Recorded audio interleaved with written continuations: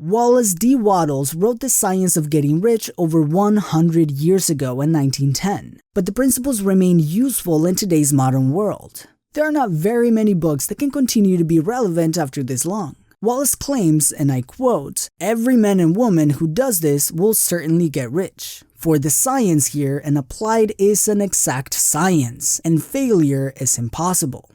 Well, I'll let you determine that as we go through the main ideas of the book, The Science of Getting Rich by Wallace D. Wattles. If you like videos about business, money, and psychology, make sure to subscribe and hit the bell button to not miss any of our value-packed videos. And let's get started. Idea number 1. Your thoughts create reality. This is a principle that has been talked about by many entrepreneurs in a variety of different ways. Most things that we have today were part of our mind at some point. We imagine them, we envision them, and then we make them reality. Before we create anything, whether it's a business, a lifestyle, or a product, it has to be created in our mind first. You see, things are created twice, once in the mind, then in the physical reality. But Wallace takes it a little further. He says that even if something seems impossible to the naked eye, we must still believe that it is possible and what we want is there waiting for us. Many people call this the law of attraction, manifestation, or the self-fulfilling prophecy. They're all versions of the idea that if we truly believe that something will happen, we'll naturally begin looking for the opportunities to make it happen. This not only helps us become naturally aware of potential opportunities, but truly believing that your goals will become a reality will create a strong perseverance to achieve them. We would feel a little silly giving up if we know that the prize is already there waiting for us. Once we internalize this belief, we no longer believe failure exists, unless we stop trying. So even when things get tough, you know it's just a matter of time before you achieve your goals, and the struggles are just part of the journey to get there. This is why it's important to guard your thoughts and what you let inside your mind. You must focus on feeding your mind the type of information that will reinforce the belief that you can actually achieve your goals. You must set up your environment that makes it difficult for unproductive thoughts to appear. So question, what is one thing that you can do right now to make your environment or your mind more positive? Let me know in the comments. Idea number 2, get clear on your goals. Have you ever had those times where you think about the life you want to have and the goals you want to achieve, and you get so motivated to work hard and achieve those goals? But also you have those other days where you just can't get motivated to get any work done.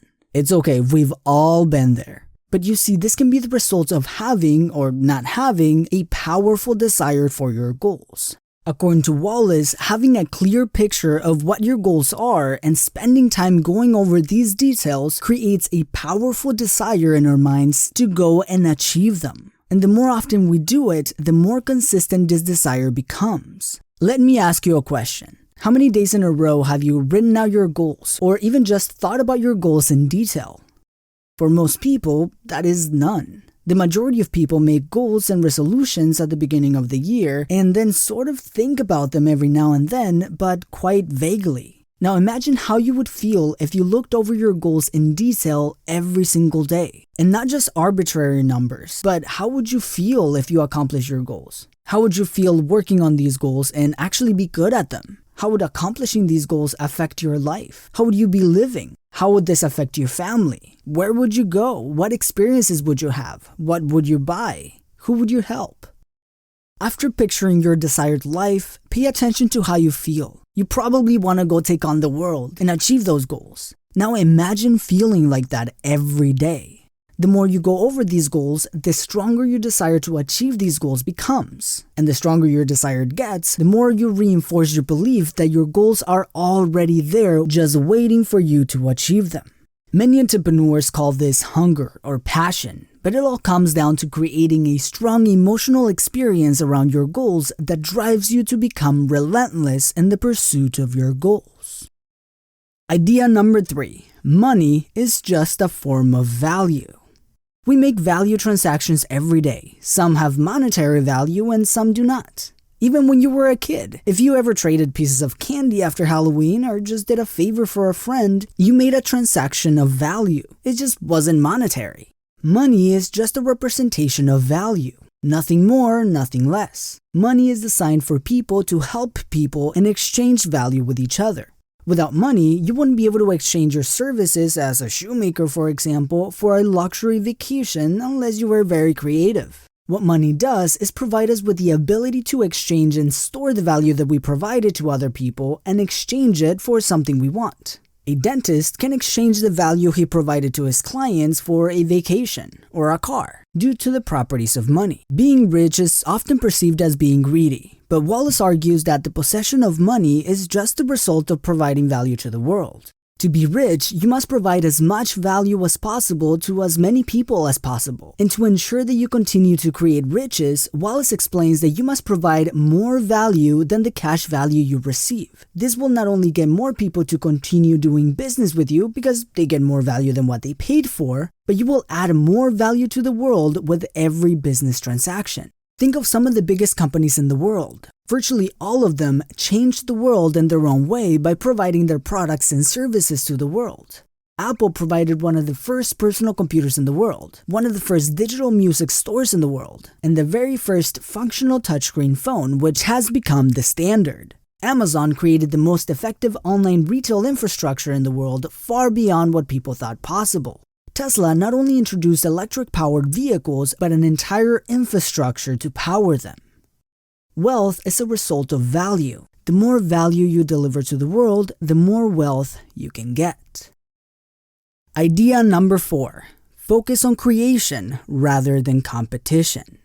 Competition creates the idea that there is scarcity in resources. The term competition inherently indicates that you are fighting to take away value from other people. But the reality, according to Wallace, is that you can always get the success you see in other people without taking away theirs. Your success doesn't have to come at the expense of someone else's success. This is why Wallace prefers to focus on creation over competition. Creators get what they want in such a way that when they get it, every other person involved will walk away with more value than what they have now.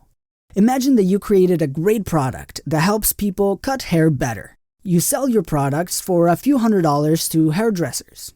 For many people, a few $100s might seem expensive, but this product in the hands of hairdressers can generate thousands of dollars back, making the value you provided much higher than the cash value you received, because you created a great high-quality product that solved a problem for them. Wallace explains that competitive thought is related to scarcity and might bring up the thoughts of limited supply of resources. And once we begin thinking in this manner, we begin reacting with fear, which might stop us from believing that our goals are possible and therefore stop taking action to achieve them. Creation, on the other hand, gives us the feeling of abundance. Even if we don't have what we want yet, we will either find it or create it. Alright guys, there was so much more in this book that I couldn't fit in this video. But if you want to learn more about this book or others like it, make sure to check out the sponsor of this video, Blinkist. You see, Blinkist takes the top non-fiction bestsellers and puts them into 15-minute text or audio explainers, so you can listen to the main ideas of a book podcast style. You can learn about topics like philosophy, history, and science, or dive into psychology, health, nutrition, personal growth, or one of my favorites, finances. You have thousands of the best titles in 27 different categories to choose from. And now they have a new feature called Shorecast, where you can get the main ideas of a podcast much faster.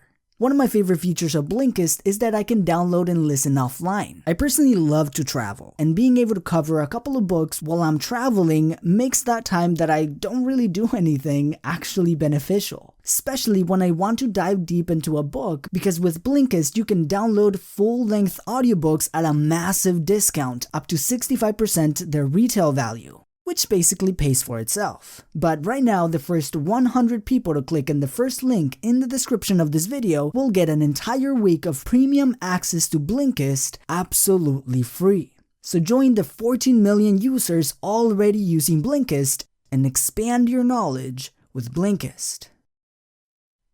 And as always, thank you for watching, and I will see you in the next video.